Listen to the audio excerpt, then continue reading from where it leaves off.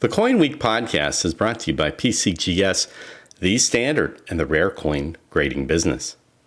It bears repeating that PCGS has reopened its operations in the Orange County office, where expert graders are working around the clock in a safe environment to evaluate, authenticate, and grade your rare coins and other numismatic items, including paper money. To see how PCGS is protecting themselves and your collectible investment in this unprecedented time, go to www.pcgs.com. Today in the CoinWeek podcast, Daniel Frank Sedwick joins me to talk about today's treasure auction number 27. This treasure auction has ingots, cobs, and gold and silver, Latin American coins, and paper money, and has got a little bit of something for everybody who wants to collect unique, rare, and even underappreciated numismatic treasure. We'll be talking about some of the key lots that I found interesting next on the CoinWeek podcast.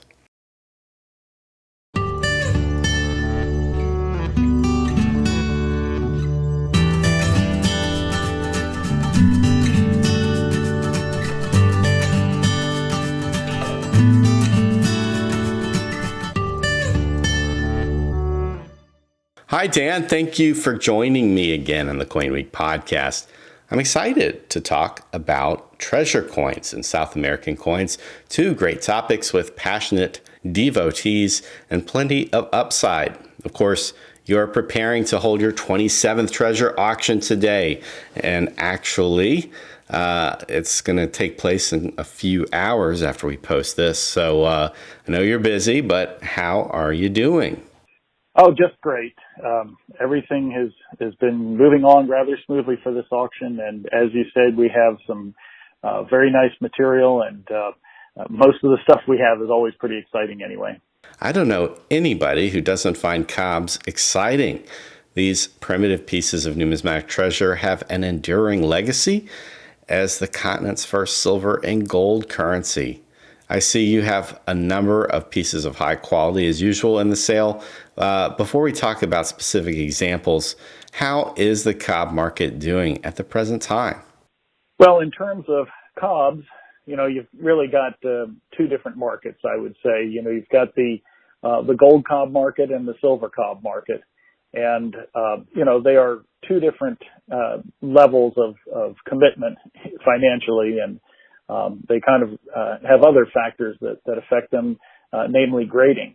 And when you add in the shipwreck aspect, it's a multiplier in both cases, but more so in the gold, because the gold coins from shipwrecks are actually better than the coins that aren't from shipwrecks condition-wise. And for silver, it's the opposite. The silver is affected. We have, in this particular auction, in terms of gold cobs, we have one that I find very interesting and attractive, not only because of how it looks and what it is, but its modern history as well.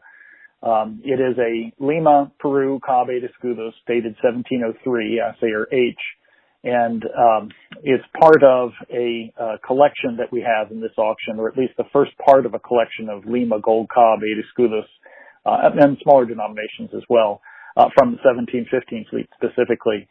And what's most interesting to me about this coin, apart from the fact that it's a rare date, it's missing in the collection of the state of Florida, which in theory should have the best collection of all, because they have first pick and 25% of all the finds that come off the 1715 fleet on the east coast of Florida. So that's already significant there, that this date is missing in their collection. But what I think is neat about it is that this came from what we call the 2003 Tampa sale. It was an auction that was put on by the government. I believe it was Customs and Border Protection or something like that, or Treasury Department. It was some official government auction of seized assets, specifically seized from a convicted drug dealer who had gotten involved in somehow in 1715 fleet coins. And what ended up happening was this was effectively in 2003 the largest offering of gold cobs from the 1715 fleet since the classic auctions that had taken place back in the 60s and 70s. So it was pretty interesting. And at the time, they hired me to not only appraise all the coins for auction in 2003, but I also made certificates for all of the coins. So I got pretty familiar with the coins, and I believe what happened at the time was my client either bought this coin directly from the sale, or maybe it was brokered through me, but I knew that he had gotten it there and was very happy when he finally decided to sell his collection and place it in my own auction. So that has an estimate of $20,000 and up, and we expect it to go well above the 20,000. So that's probably the most exciting in the cobs that we have, and like I say, there's plenty of silver cobs as well. But that was one coin I think we should have highlighted pretty well. Speaking of shipwreck salvaged material, recently a federal judge in Virginia cleared the way for a private firm to salvage the Titanic's telegraph machine. I wonder, though, if their license was expanded just a little bit, whether they might find interesting coins at the bottom of the ocean floor, and what the reaction of the market might be if some of the passengers' Titanic Treasure was ever brought to market. Well, the Titanic is always an interesting topic because it's not a treasure wreck in the sense of having a cargo on board that would have any significant value. The value there, of course, is in the shipwreck itself and the fame of the Titanic. And it's been known already that items have been sold from the ship, items that were recovered. I believe years ago, I even responded to an ad and bought a little piece of coal from the Titanic for my sister that she still has. So I would imagine that anything they find, when they look for the telegraph machine, anything they find will be a valuable, saleable item if they have the permission to do that. But whether or not they find coins, I think that's somewhat irrelevant in the shipwreck collectible market. It may have an impact in the U.S. Shipwreck coin market. That could very well be, but that's pretty unpredictable. We've seen mixed results over the years with the various U.S. shipwrecks. For example, if you see something from the SS Republic or the SS Central America that were very heavily promoted, sure, those go for a premium. But let me ask you about something like Yankee Blade or one of the more obscure U.S. shipwrecks out there. There's not enough material to be promoted, so those coins don't get promoted as being from shipwrecks quite so much, and they don't quite get the kind of value level, or at least not a predictable value level. So my short answer is simply that something like that probably would sell as a shipwreck artifact rather than as a valuable numismatic artifact. Of course, yeah, you're right. I think we would only be talking about small scale stuff. This would be early 20th century European coins, probably most of it's silver, to be honest. But, maybe there's some gold there, maybe some 19th century pieces. Certainly no great rarities, I'd expect. So getting back to your sale, I see that several interesting rare Colombian pieces are going to be available. It seems that this segment of the market has really come alive in recent years. And Colombia having such a rich history numismatically, I couldn't think of a country's numismatic story more deserving to have a moment as it's having right now. One coin you have is a Colombian Pilar 8 Reales of Charles III, the Restrepo plate coin. And it's a gem and probably the finest extant at this time. Yes, that's actually a very famous occurrence on this, the Pilar 8 Reales from Colombia. And you're absolutely right. Before I, talk specifically about that coin, Colombia has been becoming more and more known numismatically.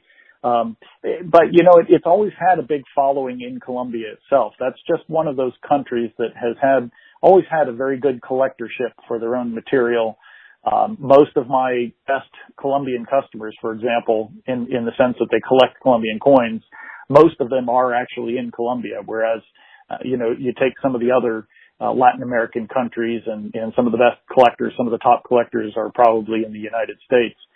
So it's had a long tradition, and if you look at the history behind Colombia in general, you'll see that it's very rich in variety, just politically. You know, it went through, I think, 5 different governments and lots of design changes on the coins as a result. You know, they changed the series of denominations. You know, they started out in a Spanish system and then ended up in a decimal system, and just a lot of things, a lot of factors combined to make Colombian coins a very rich and exciting field to collect. Very challenging, of course, too, but for the most part, things are available if you were to collect Colombian coins by type. We'll get into it later, but there are a couple of types here where they were not easy at all to get, and that's what makes them very difficult and attractive now. That's sort of the case with this pillar dollar, this pillar 8 reales dated 1770, because any pillar material, and that refers to the design, the pillars and waves on one side of the coin with the globes. Any coin from that series from Colombia is very, very rare. They made, I think, only 2 or 3 denominations, and only a few dates, just a very small handful of dates. I believe in the Charles III type, which would cover 1770, there are a couple of dates, but this date in particular possibly was only made for one particular occasion, because all the known examples came from one single hoard that was found when they were digging up, making an excavation in the city of Bogota. And the funny thing is, it's really just a few steps from the mint. It's just a couple blocks from the mint. So when you talk about something that's mint fresh and something that is from this long ago, but from 1770, it's mint fresh, that is exactly what this is. This coin did not have any kind of this coin and the others in the hoard did not have any interaction with anything on the way. They just went right into the ground in a protected capsule. It was indeed a time capsule until modern times. But that said, there are some other examples out there on the market. In fact, this is, I believe, the 3rd example that we will have sold, but it is also the finest. The others, because it is, like I say, these are all mint fresh coins. They get generally pretty good mint state grades. But this is the first and only one to get an MS65 at either PCGS or NGC. And it's also the plate coin in the main reference on Colombian coins. So a lot going for this coin. But most of all is if you see it. If you could see a picture of it, or even better, a short video that shows the luster of this piece, you won't believe that it was made that long ago. It is that pristine and that beautiful. And for me, it's got added appeal because I've been to the site where it was found. I've seen the whole thing, and I can relate the story, and I'll just be very excited to see which new home receives this coin, because it certainly will be the trophy in that person's collection, no doubt about it. I'm going to skip ahead, like way ahead chronologically here. One coin that you have that blows my mind for 2 reasons. One is that your pre-sale estimate, in my opinion, is unbelievably low. And that's lot 874, the 50 centavos with the rare Cocobola bust. Here's where history and numismatics converge for me. You have a country facing great upheaval, with the U.S. Playing a big role in that, and you have a coin that comes out with a very unpopular effigy of the wife of an unpopular president. For sure, it is an opportunity, and I'll answer first to the estimate on this piece, and it's just one of those things that happens during the auction process. When you get a consignment, you start out with some idea of value, and because you have to start somewhere, and it's only after you do extensive research that you see that very rare coin ends up being, nearly unique or having a much better story than you ever thought. And that was definitely the case here. I mean, we knew that this was a rare piece, but as we got into the writing and as the weeks went by and we did more and more research, we realized it was a much better coin. But at the same time, why change the estimate? I mean, this will sell for what it's worth, and I think that certainly it's an opportunity. But you know, if at least two people see it as an opportunity, it'll very quickly become an expensive coin, and it very well should. And the main reason is because even though the Cocobola type is in itself a pretty rare type, this is the extremely rare second date of that type.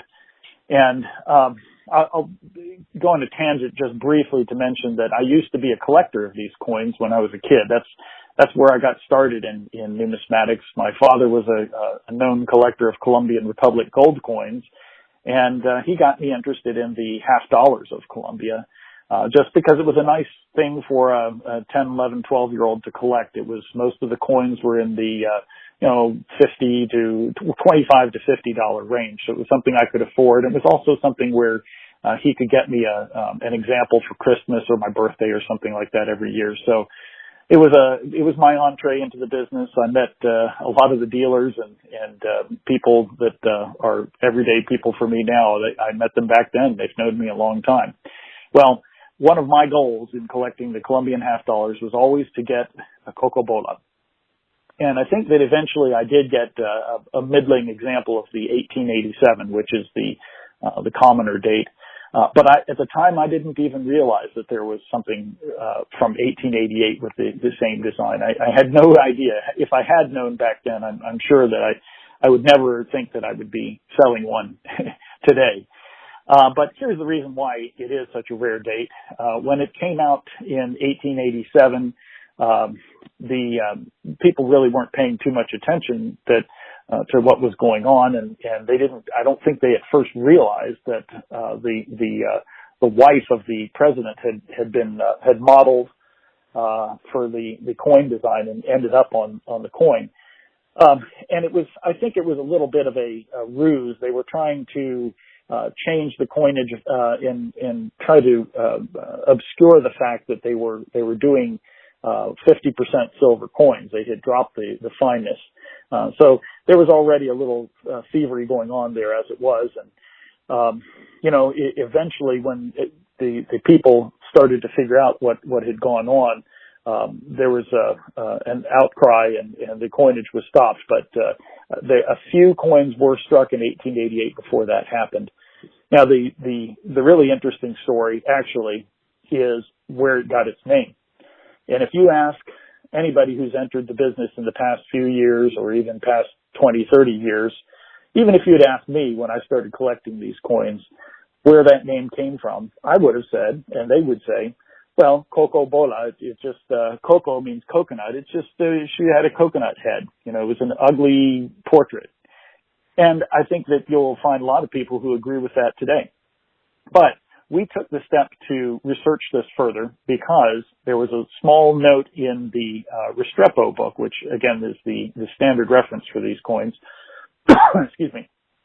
And there was a note in there that Cocobola was actually named after a known criminal at the time, Cocobolo, the masculine Cocobolo.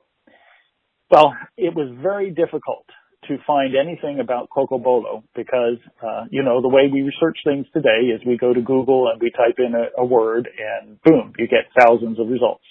If you were to do that with the word Cocobolo, you would find that it is a very popular hardwood that comes from mostly Central America. And just about everything you see is about things made out of Cocobolo wood. I think guitars and various instruments and then all kinds of tourist souvenirs, and it's impossible really to find anything. But we kept at it because we knew that wasn't the answer. And eventually we did find some history, and it links, in fact, to Panama. And this is where the U.S. history comes in because Panama was basically, it was part of Colombia. We're not used to thinking of Panama as being part of Colombia, but from the early days of Colombia, Panama was just another province. And there was a revolution in the city of Colón in Panama by a Colombian general against the president. Again, the president's wife was the one who was pictured on the coin. because the president was trying to get a more centralized nation. He definitely wanted to be an autocrat, and in fact, the president ended up reneging on the Constitution that had been put together in 1863. So basically, there was a revolt against all that, and on the other side of it was the U.S., whose interest was to, of course, construct the canal, the Panama Canal, and was negotiating with Colombia. And what ended up happening is that this Colombian general who was in revolt, hired two criminals. Well, we know that one was a criminal for sure, and they ended up burning down the city of Colon. And the one of these criminals was named George Davis, and his nickname was Cocobola, and he was eventually captured and hanged. But at that time, this is right around the exact same time, or just before these coins were made, that name, Cocobola, kind of became a catchphrase for anything that was disliked. And when these coins came out and they were low fineness, the people said, well, that portrait there, that's Cocobola. And the name stuck. So now when we collect these coins today, it's very easy to recognize a Cocobola bust on the coin. It's not so easy to find the history, but it's easy to recognize it, and you just would never see one with the date 1888 because it's that rare. Just a few exist, and like I said, back in my childhood collecting days, I didn't even know it existed at all. Very exciting coin. Could be a great opportunity, but more likely it'll go for a lot of money, and we're excited to see that happen. It just goes to show you that many of these quote unquote modern rarities are rare due to the governing malfeasance and misfeasance of their ruling class. But this is a great opportunity to score a tremendous rarity. I agree entirely. You have a beautiful gold finger bar from the Atocha in the sale. These are great opportunities to acquire metal in their transient state. That's what I always say. They were never intended to remain in this form for long, and they only survived because the ship never made it to port. In this case, I'm referring to Lot 56, a gold finger bar assayed at Saragossa. This item has been off the market, I believe, for more than 20 years. Yeah, we typically have one or two shipwreck gold bars in our auctions. We kind of make a point to do that because it's one of our signatures. It's one thing to sell coins, but it's another thing to sell ingots, and you have to know a lot more about the ingots themselves, how they were made, how the markings were made, and it's too much. If you look at it this way, coins are generally struck, ingots are cast. So you kind of, ingots automatically violate one of the rules that you use to authenticate coins just off the bat. Now, of course, the markings are stamped in, but I've seen a lot of cast ingots over the years that were fake that had markings stamped on them, so that doesn't help you either. Basically, what I'm saying is that you have to know more about the ingots themselves, and that's one of our areas of specialty. The gold ingots in particular are rare. They really did not make a lot of them, and most of them did not survive because, as you say, they were a transient and temporary means of transporting the precious metal. But it's because of shipwrecks, like in this case the Atocha, that these things survived at all. And so there are a few known on the market, and we try to have, like I say, one or two in every auction. But what's nice about this particular bar is that it does have good visible markings on it, including what we know to be the foundry and the assayer. We call it the Saragossa Picarta. That's Saragossa was a place, and I think Picarta was the name. But it links it specifically to one place in Colombia. So it's kind of nice that this particular bar is in this auction along with all of the Colombian numismatic rarities. But as you said, also this has a classic auction provenance to it as well, much like that Lima Gold 8 Escudos 1703 that I mentioned at the beginning.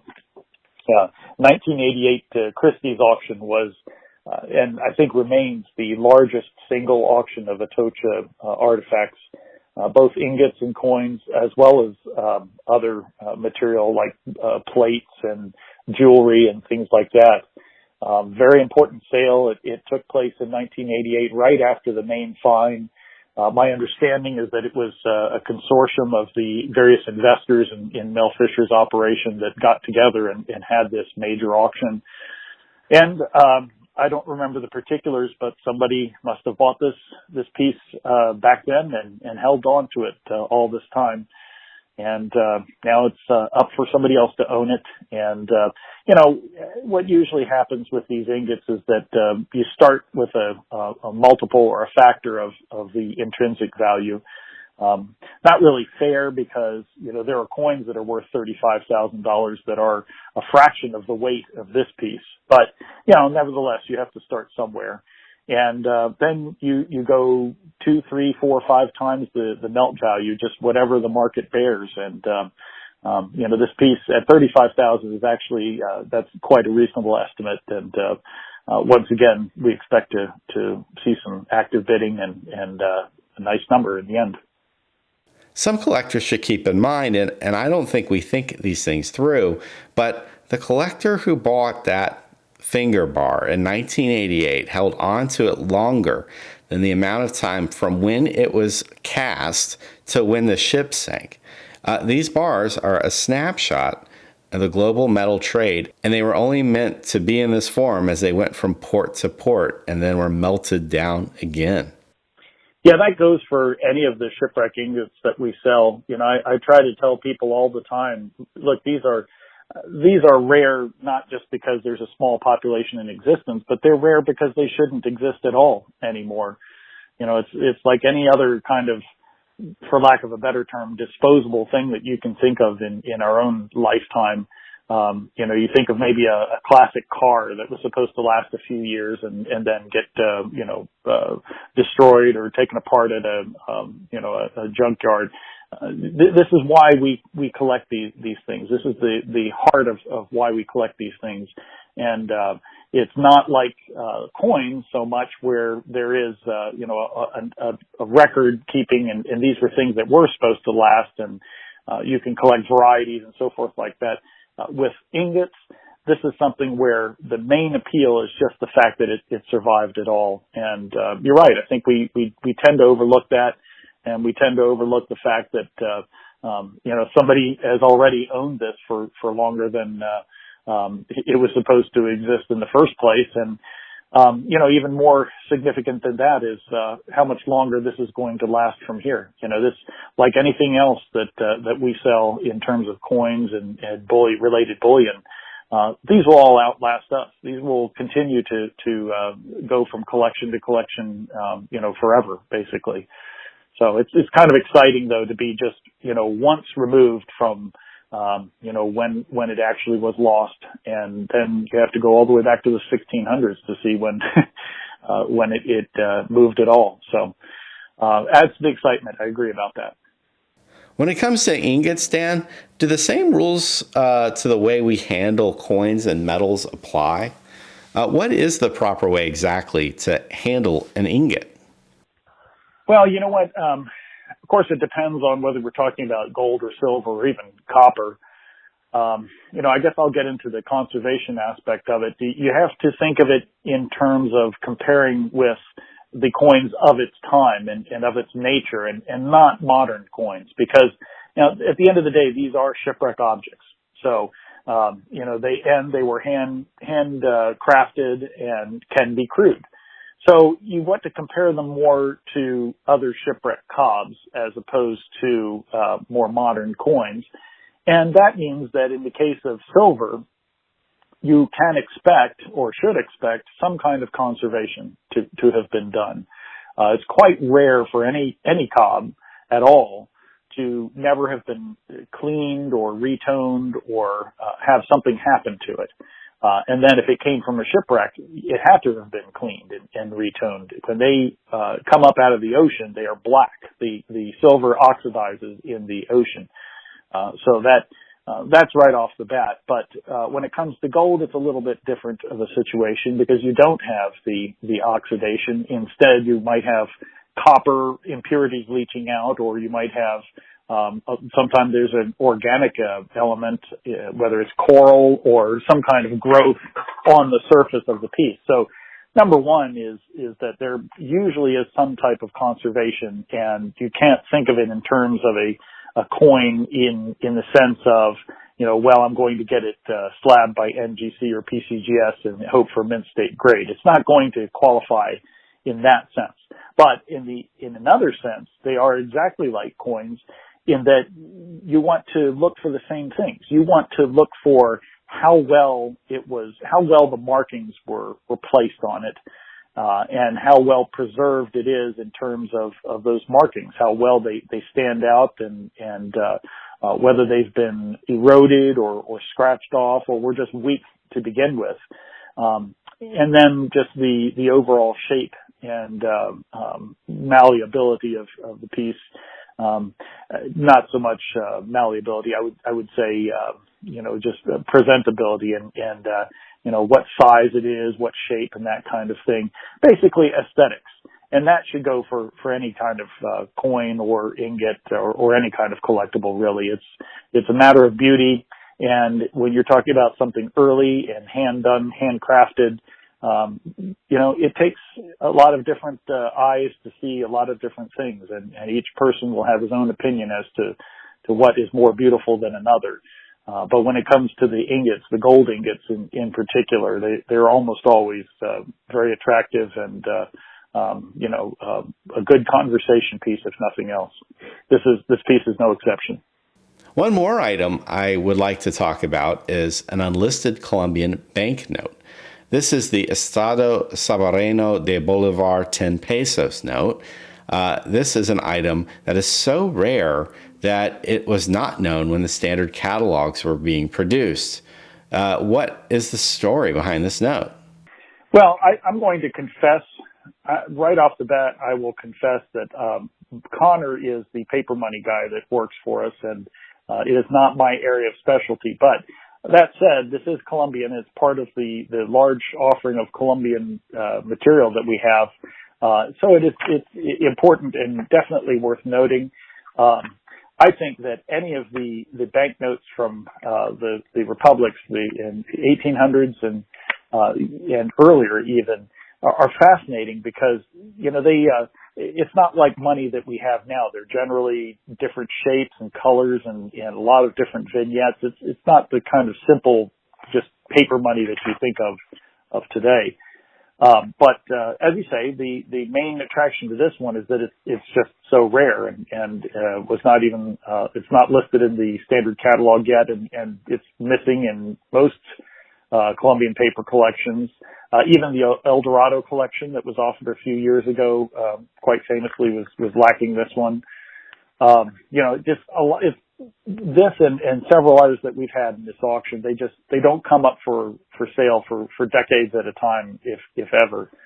And also one thing I like about this is that it's right in that period, sort of like the Cocobola coin, just before that, where Colombia was starting to have some real political problems and financial problems, and they were starting to devalue the silver and the silver coins and so forth.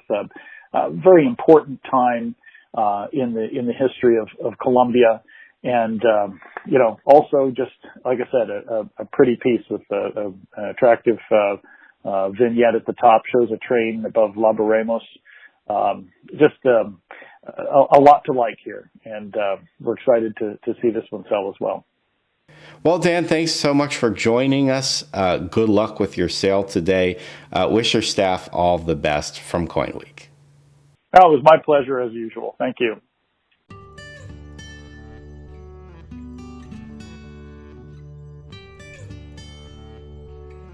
If you like this podcast, please share it with your friends. And remember, you can download all 135 episodes, of the CoinWeek podcast for free from the iTunes Store. Stream them online at coinweek.com. For CoinWeek, I'm editor Charles Morgan. Until next time, happy collecting.